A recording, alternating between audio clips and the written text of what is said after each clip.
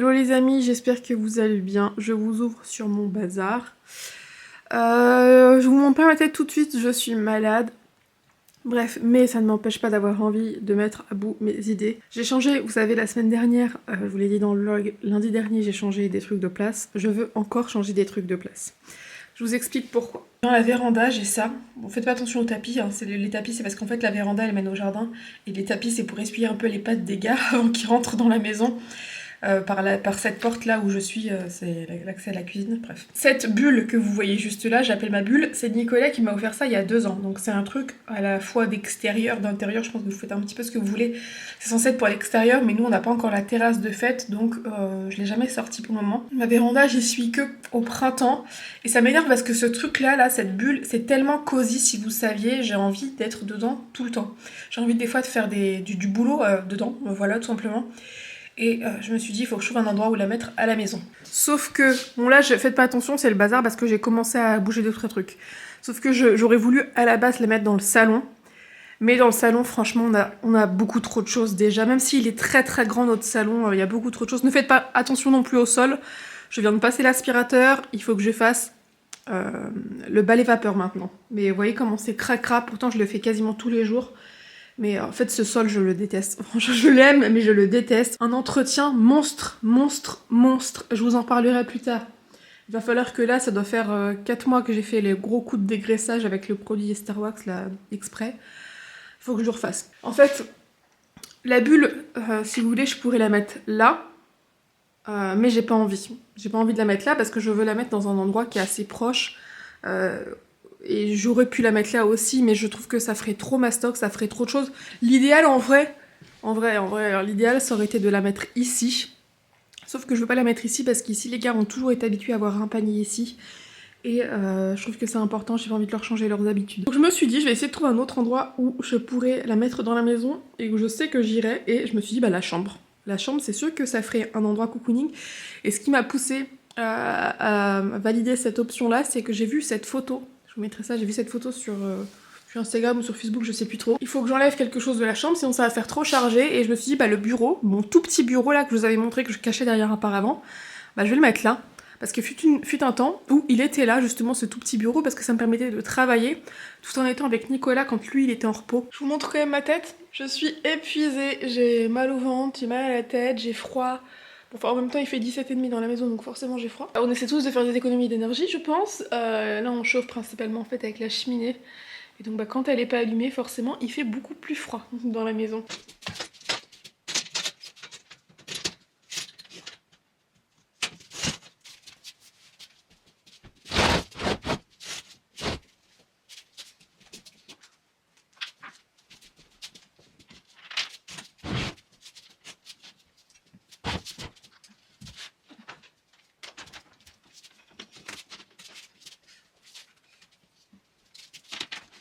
Voilà ce que ça donne. Il y avait un plaid qui était joli sur le fauteuil. Je l'ai mis ici. Sachant que c'est vrai que je vous ai peut-être jamais précisé, mais celles qui ont des chiens le sauront. Quand je mets des plaids sur le canapé, bon déjà notre canapé il est bleu, mais en attendant de pouvoir le faire complètement nettoyer parce que c'est ce que je veux faire, j'ai mis des grands jetés de lit, peu importe, que j'avais acheté. Alors c'est de la marque Atmosphère, mais je sais plus le nom du magasin où je les ai achetés. En gros, c'était peut-être entre 10 et 13 euros selon la taille. Voilà. Et je les ai mis. Quand je les mets bien, on voit pas. Mais là, à force de les remettre, etc. Parce que Nicolas, bah, je dois passer derrière lui. Je suis sûre que vous êtes nombreux à savoir. Pour remettre les coussins correctement. Patati, patata, enfin bref. Donc là, au bout d'un moment, en flemme. Et puis de toute façon, il faut que je les lave. Mais tout ça pour dire que quand il y a des trucs partout comme ça sur le canapé, et y compris des plaids, même si c'est des jolis plaids, parce que je les aime bien, c'est simplement parce que nous on aime bien avoir nos chiens avec nous, faire des câlins des fois le soir, et donc c'est pour éviter de craspouiller le canapé. Quand il y a des plaids, généralement ils ont le droit. Ce que ça donne, du coup, le petit coin bureau, donc ça va être très bien je pense. Je trouve que ça va, quand on se met dedans, ça fait pas trop surchargé. Je trouve que ça reste ok, et je vais garder le fauteuil, ça m'évite de prendre une chaise, et puis le fauteuil si je l'enlève, je saurais pas où le mettre alors que je l'adore. Donc c'est parfait, j'ai pas besoin de plus. Là c'est l'endroit où on met tous nos petits plaids pour se couvrir. Donc petit bureau, mon iPad Pro que j'utilise très souvent, Donc c'est parfait, je suis très contente, c'est nickel. Maintenant, ce qui en est de l'espace chambre, je vais décaler tout simplement ça au bout. En gardant le paravent comme ça, ce que je vais faire, c'est que l'espace coiffeuse, je pourrais le camoufler comme je faisais pour mon bureau.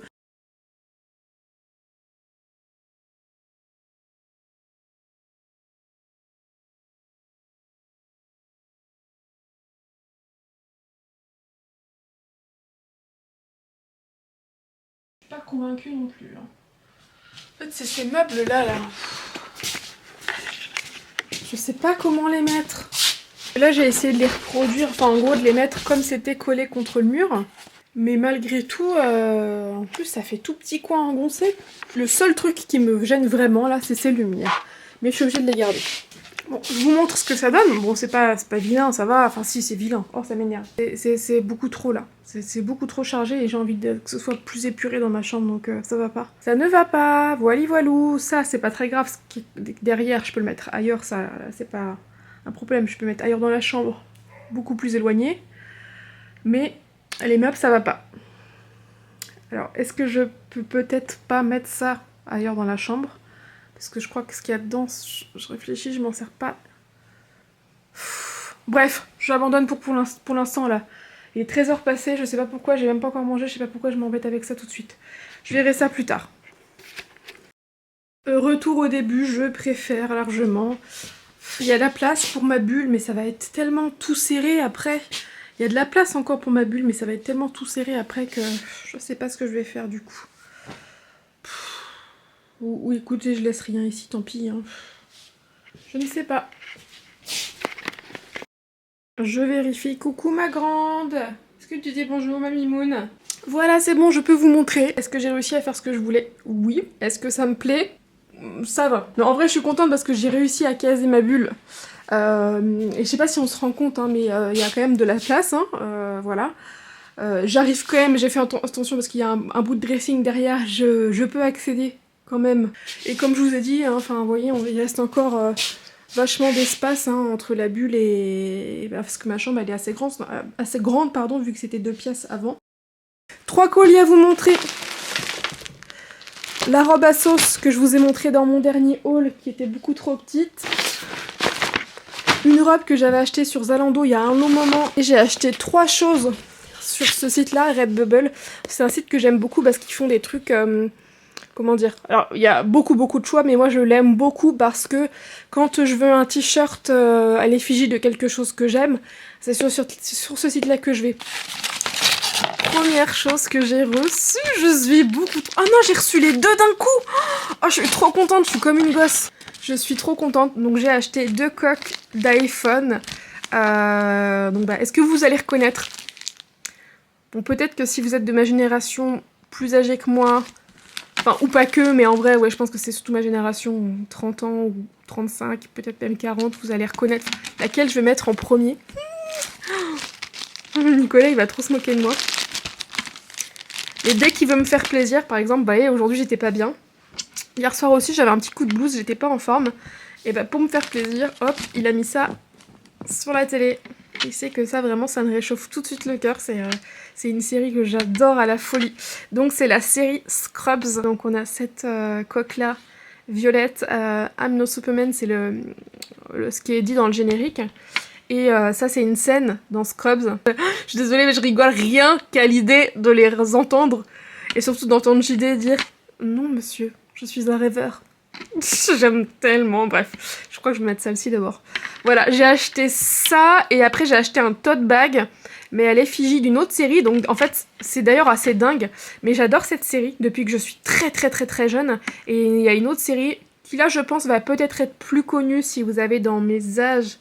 Parce que autant cette série, elle est très connue, mais je pense qu'il y a des gens qui la trouvent un peu débile. Peut-être qu'il y a une série qui fait peut-être un peu plus féminine, qui va vous parler, c'est Cougarton avec Courtney Cox, qui est aussi une de mes séries préférées. Une série en fait qui me fait exactement le même effet, vous savez, où quand je les regarde, je me sens vraiment bien. C'est mes séries réconfortantes. Alors si jamais je l'ai pas reçu entre temps, je vous mettrai une petite photo juste ici. Un tote bag à l'effigie de Ellie, donc la meilleure amie de Jules qui est dans la série.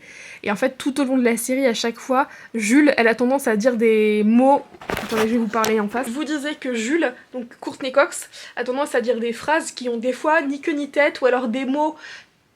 Enfin, elle dit des mots qui sont similaires à un mot et c'est pas exactement ça. Et du coup, sa meilleure amie qui... vraiment, est sa meilleure amie qui va dans son sens, dit à chaque fois changement approuvé. Donc si par exemple, au lieu de dire qu'une baleine, c'est une baleine, elle va dire... elle va se tromper, elle va dire une balloune, j'en sais rien, bah Ellie elle va dire changement approuvé, donc après tout le long de la série ils diront une balloune. C'est vraiment admettons, hein, ce que je vous dis c'est pas exactement ça. Ces séries c'est vraiment important pour moi parce que c'est des séries qui sont très réconfortantes. Par exemple Friends, ça fait partie des séries réconfortantes. Je pense que j'ai toujours aimé Friends, mais plus je vieillis et plus je me rends compte que les séries qui sont encore plus réconfortantes pour moi et que je mettrais peut-être même avant, et ouais, avant Friends, c'est Scrubs et Cougar Town, parce que c'est des séries que je peux regarder plein de fois. Là, une fois que je vais avoir terminé, parce que je suis en train de me refaire Scrubs, une fois que je vais avoir terminé Scrubs, je vais me refaire Cougar Town, alors que Cougar Town, je me la suis faite il y a peut-être 2 mois, pardon. Petite douche de fête, petit brushing également, je me suis dit qu'il était temps ce soir que je reprenne un peu soin de moi. Enfin, ouais, j'ai été malade qu'une journée, enfin, je suis encore un peu malade, mais j'ai pas le choix de ne pas être malade plus longtemps, dans le sens où j'ai trop de choses à faire. Dès que je rentre de course, je range les courses et je fais une liste de tout ce qu'on a à manger, de tout ce que j'ai acheté. Désolée pour le bruit, c'est la machine à laver. Ce midi, moi j'ai mangé un plat Picard, c'est le plat purée jambon ketchup.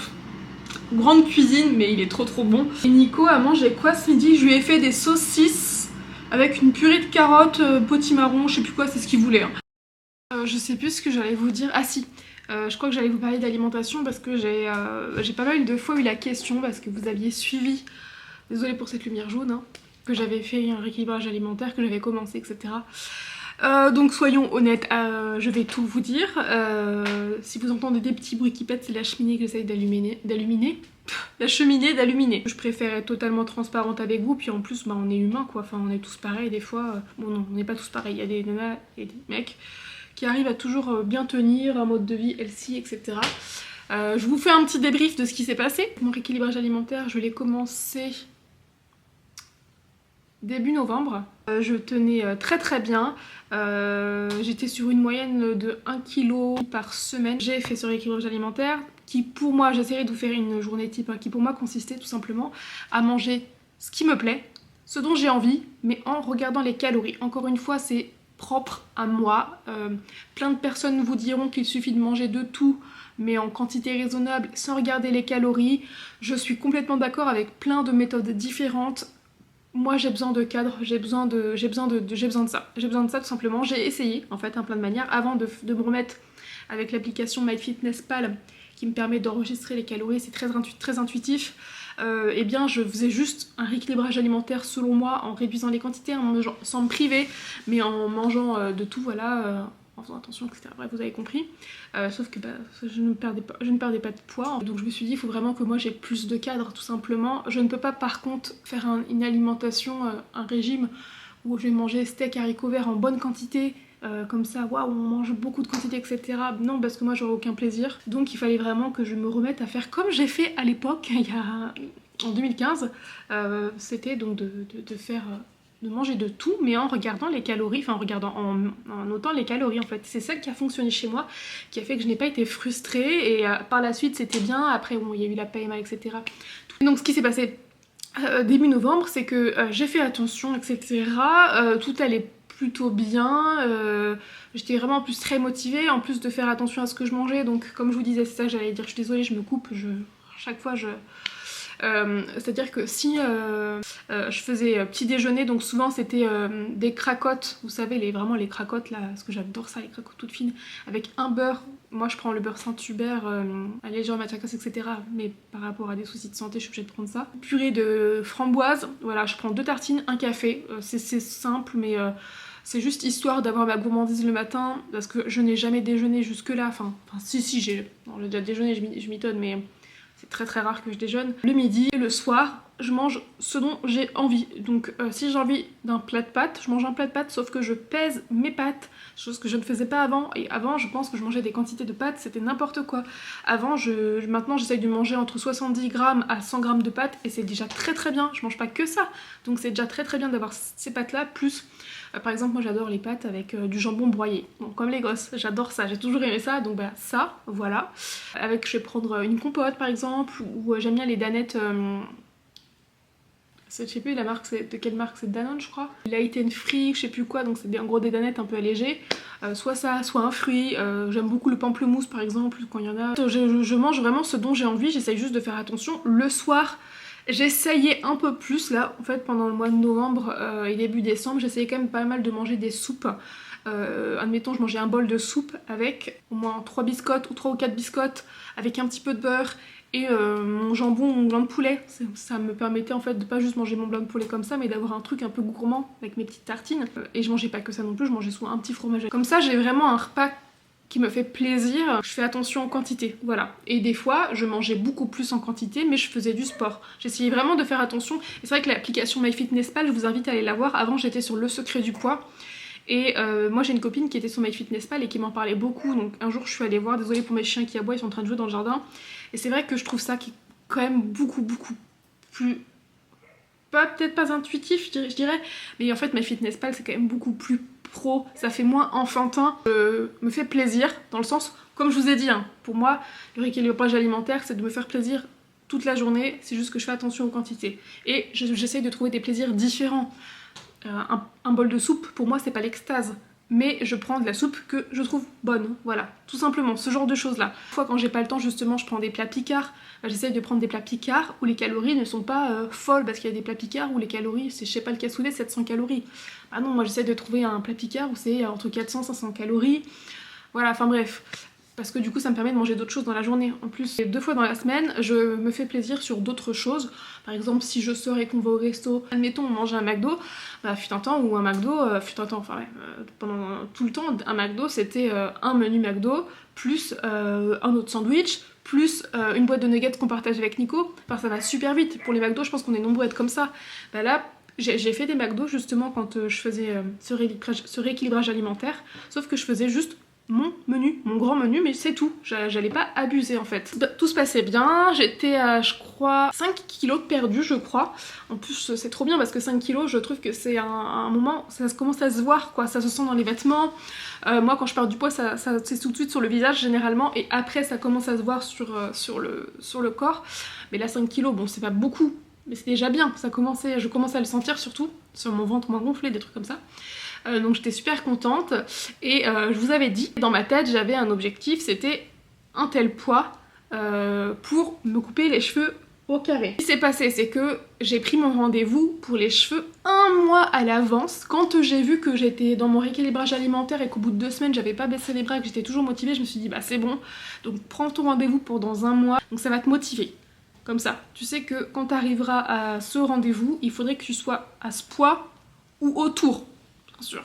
Ça m'a vraiment motivée, vraiment je regardais des fois des photos de moi avec mon carré à l'époque ou alors d'autres photos de gens avec des carrés, ça me motivait énormément. Et puis ce qui s'est passé c'est qu'en décembre, sans en parler pendant 15 ans parce que je vous en ai déjà parlé, la mamie de Nicolas a été hospitalisée. Le premier coup dur c'est pas facile mais pour nous elle va se remettre donc ça va aller, donc voilà.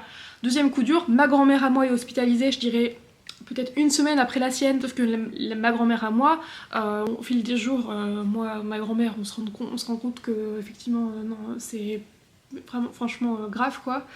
Et c'est dur parce que même si on sait qu'elle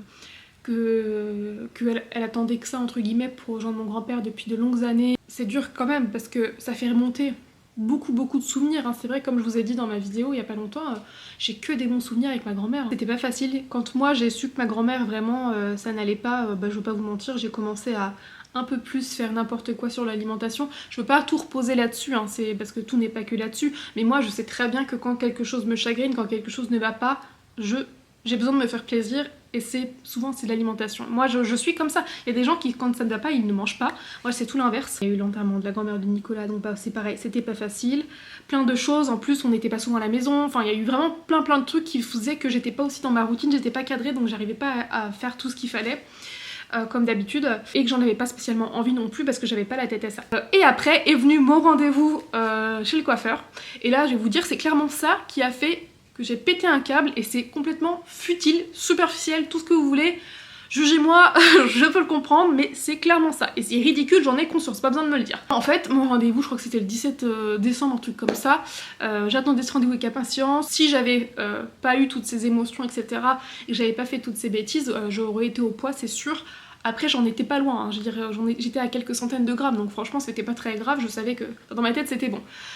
J'y vais pour mon carré droit, comme je voulais, et puis bah je vous l'ai dit, je n'aimais pas ma tête, je ne pouvais pas me voir, je ne pouvais pas me saquer, même encore là ça va mieux mais c'est compliqué. J'étais tellement déçue parce que ça faisait des mois et des mois que je voulais refaire mon carré, et que je laissais pousser mes cheveux vraiment pour que j'ai la longueur pour qu'on puisse faire carré tout droit. Et enfin je me dis c'est bon, ça y est, hop, motivation, voilà. Que quand je me suis retrouvée avec une tête où je ne pouvais pas me supporter, et surtout de se dire que je faisais tous ces efforts pour moi, mais que c'était ma motivation, c'était ça, c'était de m'offrir ce carré tout droit, et que je me suis retrouvée avec le carré plongeant et dégradé, j'ai pété un câble en fait, je me trouvais tellement dégueulasse que j'avais envie de faire aucun effort. Et là clairement c'est à partir de ce moment là que j'ai vrillé. J'ai commencé à être moins sérieuse avec les décès de nos grands-mères, et j'ai complètement vrillé quand je suis ressortie de chez le coiffeur. Et je sais très bien que c'est superficiel d'avoir pété un câble dans mon alimentation à cause de cheveux, une coupe de cheveux, mais c'est ce qui s'est passé, donc je vais pas vous mentir. J'ai repris, j'ai pas tout repris, hein, attention, mais j'ai pris je crois 2,5 kg. Énorme, mais bah quand t'as perdu 5 kg et que t'en prends la moitié, c'est chiant. Surtout que du coup tu les reprends très vite, hein, ces kilos, c'est toujours comme ça. Hello les amis, j'espère que vous allez bien et que vous m'entendez assez. J'ai commandé des rideaux pour là, je vous avais dit que j'ai les rideaux que j'ai mis en attendant sur en tête de lit. Pour l'instant c'est la seule option que j'ai trouvée pour cacher la porte. J'ai pas envie de mettre que un même rideau partout, je veux vraiment en fait avoir juste une tête de lit. C'est pour ça que j'ai commandé des rideaux qui sont... mais je pense que je vais les renvoyer. En fait je voulais des rideaux qui soient quasiment de la même couleur que mon mur. Et finalement là, enfin je vais quand même essayer, mais c'est pas du tout le même bleu. Me revoilà, je vais me préparer, je me suis changée, j'ai mis une robe grise, je voulais mettre un pull par dessus mais en fait il est au sale, mon pull noir. Donc j'avais ce petit gilet là, très court de chez Zara, oui de chez Zara, mais qui date d'il y a très longtemps. Je vais me relisser un peu les cheveux, ça va être préparation assez rapide. Très souvent, d'où venaient mes boucles d'oreilles, c'est des Monkey que j'avais acheté sur Asos. Mais ça date d'il y a très longtemps. J'allais vous dire que j'ai eu mon échographie ce matin pour mon échographie des reins là, et de la vessie. Et donc tout est normal de ce côté-là. Tout est normal de ce côté-là. De toute façon, j'en étais sûre. Hein. Moi, je suis persuadée que ça a un rapport avec mes ovaires polykystiques. Et enfin, plus précisément, que ça a un rapport avec mon ovulation. Pour celles qui n'avaient pas suivi, je vous invite à voir mon ancienne vidéo, mon dernier vlog dans lequel j'expliquais tout. De toute façon sous cette vidéo j'ai eu plein de retours grâce à vous. Donc grâce à vous, déjà j'ai encore d'autres pistes. Il faut que j'insiste auprès de certains médecins, et là y compris ma gynéco, pour qu'elle me fasse faire d'autres examens si jamais si jamais là elle revient pas vers moi, ou alors moi déjà je veux refaire un examen pendant l'ovulation vraiment. Désolée pour le bruit derrière, je ne sais pas si ça s'entend, le bruit au fond. Encore une fois, qu'est-ce qui se passe? Des travaux. Juste faire le teint rapidement, je mettrai les produits que j'utilise en barre d'infos. Là j'utilise ce sérum. Un petit contour des yeux, je vais utiliser celui-ci. C'est la Provençale. Ah ces travaux, je vais péter un câble. Ça commence à 7h30. Il va falloir que je me réhabitue à mettre du labello un petit peu chaque jour là, parce que... Sinon je sais pas quoi vous dire de plus, hein, puisque je vous ai déjà tout dit dans le dernier vlog. Donc au bout d'un moment, une fois que je vais vous avoir tout raconté dans ma vie, il n'y aura plus grand chose à dire. Hein. Je vais mettre un petit peu d'anti-cerne. Donc là j'ai une séance photo grossesse. Malheureusement, on avait prévu cette séance grossesse ce jour-là. Elle avait été décalée et on avait prévu ce jour-là parce qu'on avait vu qu'il allait faire soleil. Et puis depuis 2 jours, toute la météo se décalait et toute la semaine, il fait moche. Enfin il fait moche, au moins il n'y a pas de pluie. Et toute la semaine, c'est gris. Donc bon, bah on l'a quand même maintenu, hein. On va pas faire que de décaler, surtout quand c'est une grossesse comme là où il reste plus beaucoup de temps. Et samedi aussi j'ai eu une séance photo grossesse en intérieur. On m'a tenu au courant et la personne a accouché. C'était samedi, la personne elle a accouché lundi. On était dans le bon timing quoi. Après c'est vrai que moi j'ai tendance à conseiller de faire la séance grossesse plus tôt, hein. Autour de 7 mois, je préfère, déjà le ventre est pas trop gros, donc ça permet à la femme enceinte de pas être trop gênée, dans le sens où vu que moi je fais des séances en extérieur, hein, c'est différent quand on fait du studio je pense. On bouge un peu, des fois elle se change de tenue, enfin des trucs comme ça, donc ça évite ça évite de s'essouffler quand c'est trop tard dans la grossesse. Et également, tout bêtement, mais si jamais vous êtes enceinte et que vous voulez faire votre séance de grossesse que c'est pas encore fait, n'hésitez pas à le faire aussi pas trop tard, tout simplement parce que plus vous êtes tard dans la grossesse et moins vous aimez. Je parle par expérience face au shooting que j'ai, hein. Mais plus on est tard dans la grossesse et moins vous vous aimez, je généralise beaucoup, hein, mais ont tendance à faire de la rétention d'eau, ce genre de choses, à gonfler un petit peu, le visage qui gonfle, les mains qui gonflent, tout ce genre de détails là, qui fait que vous ne pouvez pas vous supporter dans le miroir. Moi ça me va, je vous trouve belle quoi qu'il arrive, mais le but c'est quand même que vous fassiez des photos et que vous vous sentiez bien, que ce soit un bon moment pour vous cette séance photo. Et donc de pas le faire trop tard, c'est aussi bien pour ça. Je vous avais dit dans mon dernier vlog que je vous parlerai un peu plus en détail de la photo et d'un projet qu'on a complètement modifié. Vous connaissez mon amie Lucie, parce que j'ai déjà fait quelques vlogs avec elle. Donc vous le savez, je me suis lancée dans la photo il y a plusieurs mois et c'est un projet que elle aussi elle avait, puisqu'on partage aussi cette passion-là. Donc j'ai commencé mes premiers mariages, mon tout premier mariage il était il y a 2 ans.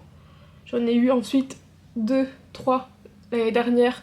Un mariage vraiment complet sur toute la journée et les 2 autres c'était que quelques photos par-ci par-là. Cette année là où j'ai vraiment mes vraies expériences, d'ailleurs je suis trop contente, merci infiniment parce que vous êtes quelques-unes soit à m'avoir contacté, mais c'était pas possible, pas pour une raison de budget, il faudrait que je parle avec vous de ça, mais c'était pas possible de m'embaucher ou la distance, ces choses là. Ou alors, si je vous dis pas de bêtises, j'ai 2 personnes. Déjà cette année, j'en ai 2 qui m'ont contacté suite à YouTube et je vais faire leur mariage du coup, donc je suis ultra contente. Avec mon amie Lucie, on a décidé de prendre un nouveau tournant parce que donc elle se lance aussi dans la photo, mais on voulait aussi faire une prestation photo vidéo. Donc proposer un service en duo. Une de nous photographie et l'autre fait la partie film de la journée. C'est quelque chose qui se fait de plus en plus. Je sais pas si vous suivez un petit peu des actualités sur internet, etc. Mais c'est vrai que ça se fait de plus en plus d'embaucher un vidéaste à son mariage pour avoir des souvenirs aussi bien photos que vidéo. Ça je pense que c'est complètement personnel. Pour ma part, ça se faisait quand même pas tant quand je me suis mariée. Mais avec le recul, enfin avec le recul non, mais plus tard du coup quand on fera notre remariage avec Nico parce qu'on aimerait bien faire ça. J'aimerais beaucoup pouvoir embaucher photographe et vidéaste. En fait je me rends compte à quel point une vidéo c'est pas pareil. Autant les photos c'est très important, mais une vidéo en fait dans l'émotion je trouve que c'est encore mieux parce que vraiment moi je sais que je suis quelqu'un, si je me vois pleurer dans une vidéo, je vais facilement me remettre à pleurer rien qu'en la regardant. Si je me vois rigoler dans une vidéo, ou si je me vois Nicolas et moi rigoler dans une vidéo, je vais rigoler, je vais avoir toutes ces émotions, alors que sur une photo j'aurai le sourire, j'aurai le cœur réchauffé quand même, mais c'est pas pareil. Donc bref, je pense que beaucoup de gens maintenant se rendent compte de l'importance d'embaucher un vidéaste, ce que forcément c'est pas dans le budget de tout le monde, hein. Il faut savoir que moi déjà j'étais une photographe dans mes tarifs que je considérais comme semi-abordable, dans le sens où photographe c'est un vrai boulot. Donc vous allez pouvoir trouver une photographe qui va vous faire toute la journée pour 500 €, c'est sûr, vous allez pouvoir trouver ça. Après il faut savoir que généralement, et je généralise, attention, les photographes que vous allez embaucher qui vont être à ce prix là, elles vont pas avoir un matériel forcément ultra professionnelles, elles vont avoir des bons outils, hein, mais elles vont pas avoir le même matériel qu'un professionnel. Elles ont peut-être pas non plus le même niveau de travail, tout simplement. Je dis ça, là franchement c'est pas du tout pour dénigrer ou quoi, hein, mais je dis ça par expérience dans ce que j'ai pu voir. J'en ai fait quelques mariages où les mariés n'avaient pas trop de budget et vu qu'ils n'étaient pas très photos, ils n'ont pas embauché de photographe et ils se disaient ce sera le cousin, ce sera l'oncle, ce sera la sœur qui fera les photos, mais déjà sachez que vos invités ils ont peut-être pas envie de faire les photos, ou alors même s'ils aiment ça, ils vont faire les photos mais ils vont aussi profiter du moment, donc ils vont pas pouvoir capturer tous les moments comme le ferait un vrai photographe. Mais en dehors de ça, souvent quand vous vous dites ça, c'est pas enfin même si ouais votre cousin s'y connaît en photographie, attention, sauf si vraiment s'y connaît réellement, hein. Je généralise beaucoup, hein, mais quand même très souvent, oui, il s'y connaît, oui, non quoi. Et après ça dépend aussi, encore une fois, de l'importance que vous donnez à la photo. Vous pouvez très bien... voilà, pour vous c'est peut-être pas très important d'avoir des photos de votre mariage, vous vous en foutez, vous aimez pas ça, donc bah je comprends que là oui vous vous dites oh ok c'est le cousin il fait quelques photos ça ira. Ce que j'allais dire c'est que oui sinon il y a des fois des amateurs qui proposent ça en dehors de leur travail. Certainement qu'il existe des amateurs très doués, attention, je généralise beaucoup là, hein, mais je suis persuadée que ça existe. En revanche il y a aussi des amateurs ou des personnes qui, voilà, qui aiment juste un petit peu tâter sur l'appareil photo mais qui finalement même si elles prennent peut-être des belles photos sur après la partie éditer les photos, retouche, lumière, etc., couleur, etc., bah du coup, les photos sont très fades en fait. Et il faut prendre en compte que un bon photographe, bah, ça coûte très cher. À l'époque de mon mariage, le photographe, on l'avait payé, je crois, enfin, entre 1005, un truc dans le genre, je crois, pour une petite prestation, c'est-à-dire qu'on le payait 1005 pour uniquement la cérémonie jusqu'au cocktail. Hein. Il n'y avait même pas la préparation, etc., c'était en haut. Le photographe était peut-être là 5 heures, voilà, dans la journée, et on avait payé très cher, et on avait été, c'est vrai, plutôt déçus des photos. C'était pas très naturel, les photos étaient pas terribles, mais pour autant on avait payé très cher.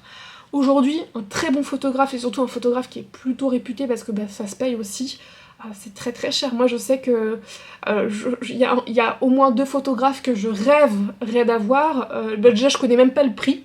Mais à mon avis, c'est rien que le photographe, c'est au moins 5000 euros. Il y a une photographe que du coup, je vais peut-être essayer de contacter pour mon futur remariage. J'ai un peu le temps, hein. Mais elle, je sais que c'est 3000 euros, il me semble. Parce qu'on m'a donné enfin, c'est minimum 3000 euros pour la prestation la plus petite. Hein.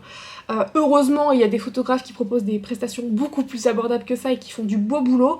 Mais moi, je parle du coup des personnes que j'aime vraiment, dont j'aime vraiment le travail, la patte photographique, etc. La patte dans la retouche, enfin, etc. C'est des photographes qui coûtent très cher. Ce que j'allais dire, c'est que moi, je me suis en fait permise... Au tout début, quand je me suis lancée, j'ai mis des tarifs qui étaient quand même très abordables et pour le coup, on me l'a aussi rapidement dit, trop abordable. Au moins, c'est bien, c'est que même des gens extérieurs me le disaient que c'était trop abordable. Après, j'ai du coup un peu revu mes formules surtout, mais j'ai créé des formules, chose que je n'avais pas fait jusque-là. Et là, je me suis dit, bon déjà, tu augmentes un petit peu, donc par exemple, si jamais vous voulez regarder, moi mes prestations photos, il y a les forfaits, il y a des noms, et tous les noms ont un rapport avec... des personnages de Tim Burton, parce que bah, vous savez, j'en suis fan. Donc ça a forcément rapport avec des films de Tim Burton. La formule qui m'était le plus demandée, donc c'est celle qui comprend de la préparation jusqu'à la fin du cocktail, donc c'est quand même une grosse plage horaire de présence. Donc ce forfait-là était à 950 euros. Ensuite, celui qui m'était le plus demandé, c'est le forfait Alma. Et le forfait Alma, lui, pour le coup, il comprend la préparation jusque la soirée. En fait, vraiment, en gros, c'est comme si j'étais là, je sais pas, de 10h du matin jusqu'à minuit. Celui-ci aussi m'est beaucoup demandé, je vais dire tout clairement. J'étais à 1300 euros. Donc ce qui est déjà, je trouve, un tarif quand même... cher, même si je reste énormément d'heures sur place. Après d'ailleurs il faut aussi comprendre que le photographe vous le payez pour la présence sur place, mais après quand il rentre chez lui le photographe, il a des heures, enfin il y a même des semaines de boulot. Il faut trier les photos, il va y avoir toute la partie retouche parce qu'il faut retoucher ça dépend des photographes et moi je retouche la totalité des photos, les couleurs, enfin vraiment plein de détails. S'il y a quelque chose à gommer dans la photo, enlever un panneau derrière tout moche, enfin tout ce genre de petits détails là, il faut y penser. Ça comprend aussi forcément le tarif, le matériel, qui coûte très cher, hein. C'est extrêmement cher du bon matériel photo. Et ce que j'allais dire aussi, surtout, c'est très important, le tarif qu'on met en place, ça comprend le jour J, les heures et les semaines de travail après, le matériel, mais il faut aussi savoir que, admettons mon forfait il est à 1300 euros, mais je vais pas toucher 1300 euros, justement je paye des cotisations. Donc à chaque fois que je touche quelque chose, c'est pas la totalité dans ma poche. Et donc pour la photo, c'est pareil en fait. Là admettons j'ai un shooting, c'est l'équivalent, le shooting que je vais faire qui est à 80 euros, sachant qu'on va rester environ 30 minutes sur place à faire des photos pour 80 euros. Mais après je vais passer des heures et des heures sur la retouche. Je sais plus exactement combien c'est en ce moment les charges, faudrait que je vérifie. Mais admettons après j'ai peut-être 23% de ces 80 euros à reverser, donc admettons je vais toucher que 60 euros. Donc il faut penser à ça à chaque fois, il faut penser au fait que oui c'est peut-être cher, mais après il y a des charges, Et donc tout ça pour vous dire, je suis désolée, je parle beaucoup, mais pour moi c'est très important de vous expliquer un petit peu tout ça. C'est qu'avec mon amie Lucie, c'est un parti pris. Parce que du coup, moi, en faisant ça, je vais moins toucher d'argent que ce qui est prévu si je faisais que les photos, moi tout seul, etc. En fait, on voulait vraiment créer un binôme, un duo photo-vidéo. On voulait vraiment faire ça. Sauf qu'en faisant ça, on peut pas se permettre de proposer 1300 € la photo pour toute la journée, 1300 € la vidéo pour toute la journée. On pourra se le permettre peut-être dans 2 ans. Là pour l'instant c'est compliqué, parce que quand on est neuve là-dedans, quand c'est frais, ça va être la première année de notre binôme, donc on peut pas se permettre de tout de suite mettre à 2600 € admettons nos services. J'arrête pas de dire admettons. On a fait le choix de revoir nos tarifs, mais surtout on a fait le choix, admettons, j'arrête pas de dire ça, demain vous voulez m'embaucher pour votre mariage, eh bien désormais ce n'est plus possible de m'embaucher que pour la photo. On a fait ce choix de créer ce binôme et de pas vraiment laisser le choix. Si demain tu veux m'embaucher pour la photo, en fait tu m'embauches moi et tu embauches Lucie. T'embauches le binôme photographe-vidéaste parce qu'on croit profondément que c'est une prestation et que c'est une formule qui peut fonctionner, que les gens de nos jours veulent de plus en plus ce type de contenu-là ensemble. Et on a fait ce choix-là en étant consciente que pour commencer, il faut qu'on ait des prix qui soient quand même relativement attractifs. Alors on se brade pas pour autant, parce qu'il faut quand même qu'on se rémunère un minimum. Là, il y a des personnes qui, par exemple, m'ont embauché pour leur mariage photo, et qui, quand elles ont vu qu'on proposait cette prestation-là, ont ajouté en plus la vidéo. Par exemple, une personne qui m'a embauché moi pour un service photo qui va être à 700 €. Pour la vidéo, on a rajouté que 300 €. Donc admettons la personne, ça c'est vraiment admettons, hein, c'est pas ça les prix. Hein. Mais la personne au final elle va payer 700 € pour la photo et 300 € pour la vidéo. Le choix qu'on a fait, c'est de tout partager. J'ai proposé à mon ami, si ça lui convenait, de partager. Déjà comme ça c'est kiff-kiff parce qu'on aura autant de boulot l'une que l'autre. Hein. Photographe et vidéaste, il faut savoir que c'est autant de boulot. C'est normal qu'on soit payé, on va dire, pareil. Je lui ai proposé si ça lui allait.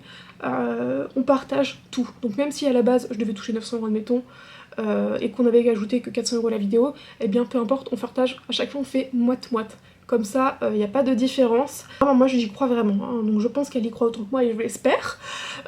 Mais j'y crois vraiment et pour l'instant, je pense que 90% des mariages que j'ai de réservés, non 95% des mariages que j'ai de réservés, c'est des personnes qui ont pris à la fois photo et vidéo.